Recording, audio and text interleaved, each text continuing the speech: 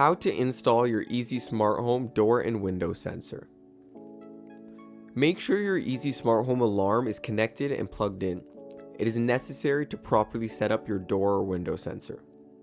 Make sure the door or window you are going to use is closed. Place the sensor on the door itself.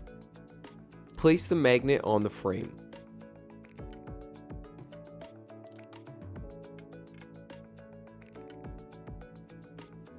Make sure the devices are side by side and in line with one another.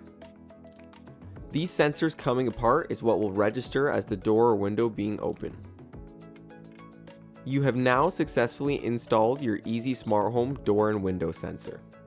If you'd like to have your device installed professionally, feel free to order our installation tutorial and setup service on the Easy Smart Home website.